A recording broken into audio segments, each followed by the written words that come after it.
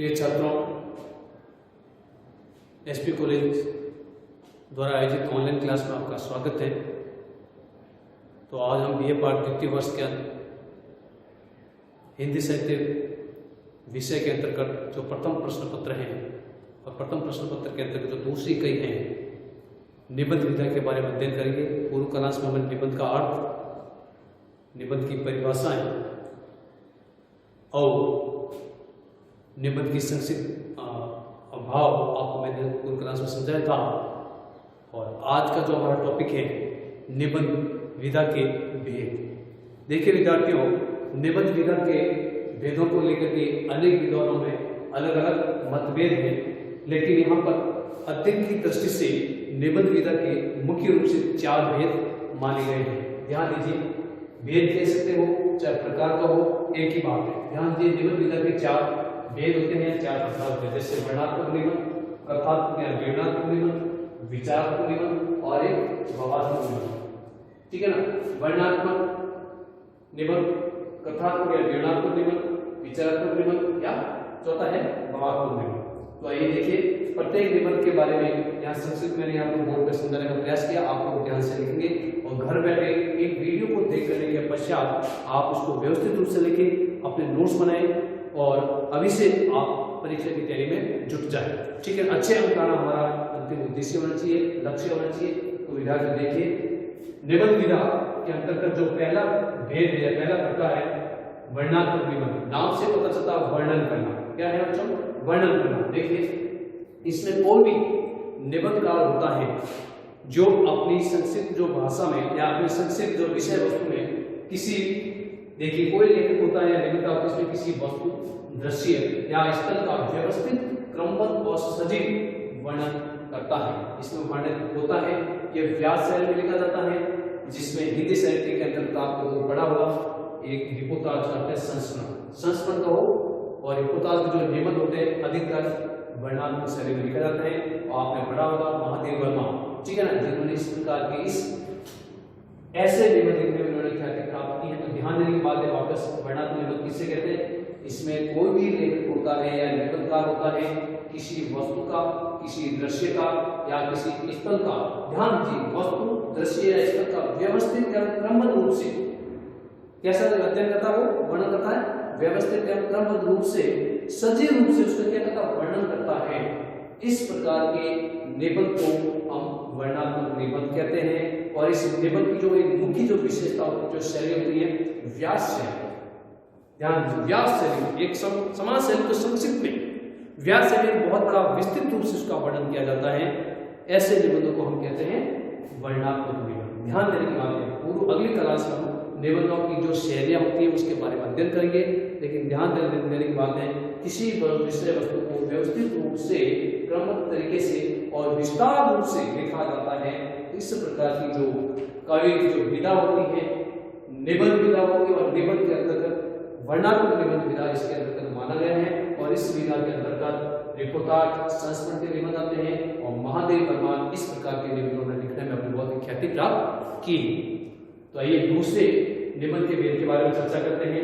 दूसरे निबंध के भेद है कथात्मक या विवरणात्मक निबंध। नाम से पता है कथा, कोई व्यक्ति कथा कहेगा, और कथा कहेगा तो आपको पता है कथा कैसी होती है, सूचनात्मक होती है, ठीक है ना, या विवरणात्मक। इसका दूसरा भेद है कथात्मक या विवरणात्मक। इसमें कोई भी लेखक होता है, लेकिन इसमें लेखक या निबंध का इसमें विचारों को प्रस्तुत करने का जो ढंग है, तरीका है, सूचनात्मक तरीके से होता है। कैसा करेगा बच्चों को? सूचनात्मक तरीके से, ठीक है ना। इसमें लेखक, ध्यान दीजिए, वापस को शब्द लिखा हुआ है, किसी दृश्य, कोई यात्रा, कोई मेला, कोई सभा आदि का पूरा विवरण देता है। आदि क्या देता है? जब पूरा विवरण देता है। इसमें वर्णित विषय, वर्णित जो विषय वस्तु होती है जो स्थिर रूप से नहीं होती, अभी गतिशील रूप में रहती है, जबकि इसमें क्या होता है बच्चों?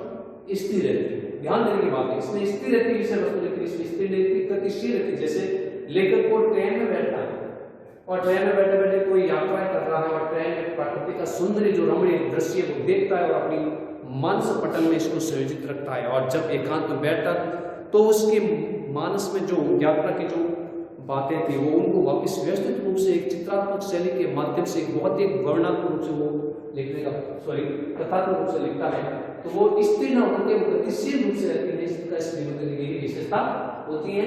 और ये निबंध भी व्यास शैली में लिखे जाते हैं बच्चों। कैसे शैली में लिखे जाते हैं बच्चों?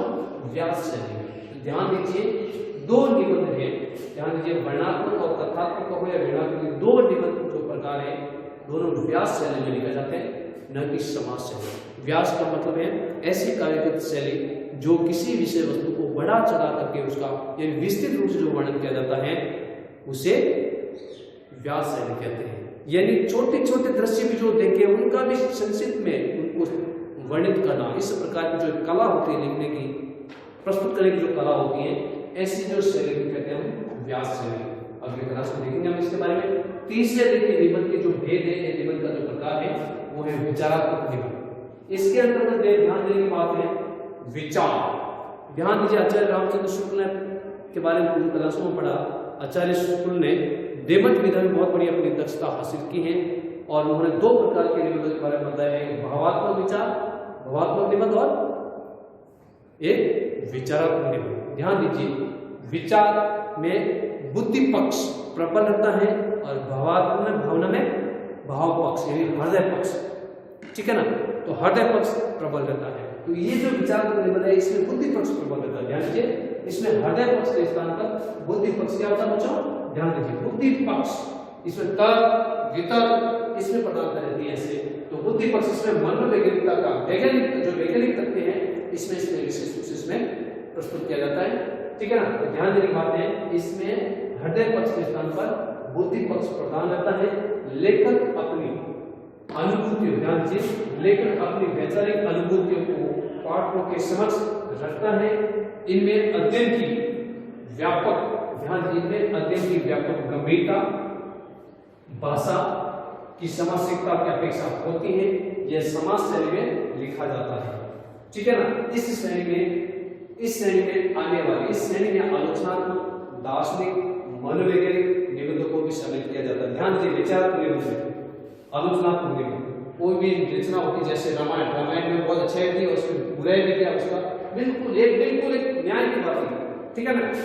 उसको बिल्कुल गुण दोषों के बारे में चर्चा करना, उसकी क्या करना समीक्षा करना, इस प्रकार के निबंधों की ये नया दौर चला है विचारात्मक निबंध शैली में, ठीक है ना। इसमें आलोचनात्मक निबंध भी आते हैं, इसमें दार्शनिक निबंध भी आते हैं, इसमें मनोवैज्ञानिक निबंध भी आते हैं। इस श्रेणी के अंतर्गत जो अनेक प्रकार के विद्वान हमारे साहित्य में देखने को मिलते हैं, जैसे इसमें आचार्य रामचंद्र शुक्ल है, अजय प्रसाद द्विवेदी है, डॉक्टर नगेंद्र है, नंदुलाल वाजपेयी है, पद्मूलाल पन्नालाल बख्शी और भी विद्वान हैं जो विचारात्मक निबंध लिखने में अपनी बहुत बड़ी ख्याति प्राप्त की है। तो प्यारे विद्यार्थी ध्यान देने की बात है जो विचारात्मक निबंध है आज के युग में इसको बहुत ज्यादा प्रधानता मिली, क्योंकि तर्क और वितर्क इसमें इसकी प्रधानता होती है और साथ ही इसमें नए नए तथ्यों को खोज करके पाठकों के समक्ष उपस्थित किया जाता है, पाठकों के समक्ष प्रस्तुत किया जाता है और पाठक उसको पढ़ करके कोई भी काव्यगत रचना होती है, कोई भी विषय वस्तु होती है, उसके गुण और दोषों के बारे में वो समझ पाने में उनकी एक नई एक बुद्धि का भाव प्रबल होता है, इसलिए इसमें बुद्धि पक्ष की प्रबलता अधिक होती है, ठीक है ना। तो देखिए चौथा इसके निबंध का भेद कौन सा है, वो है भावात्मक निबंध, भाव पक्ष। इसमें बुद्धि पक्ष था बच्चों, इसमें भाव पक्ष। ध्यान दीजिए इसमें संवेदना, मानी जो संवेदनाएं होगी, दया, करुणा, भाव, है ना, ये इस प्रकार जो संवेदना उसमें बहुत दिखाई जाती है। इसमें संवेदना रागात्मकता की प्रधानता रहती है, संवेदना और राग पक्ष बहुत इसमें प्रबल रहता है। इसमें लेखक का उद्देश्य अपनी अनुभूतियों, ध्यान दीजिए इसमें निबंधकार का है या लेखक का जो मूल उद्देश्य होता है अनुभूतियों को सरल ढंग से, अपनी जो अनुभूतियां होती हैं उनको बहुत ही सरल तरीके से, बहुत ही स्वाभाविक तरीके से, ठीक है ना। तो इसमें लेखक का उद्देश्य अपनी अनुभूतियों को सरल ढंग से पाठकों के हृदय तक पहुंचाना मूल उद्देश्य होता है, ठीक है ना। भावात्मक निबंधों में भाव पक्ष बहुत बड़ा प्रबल होता है।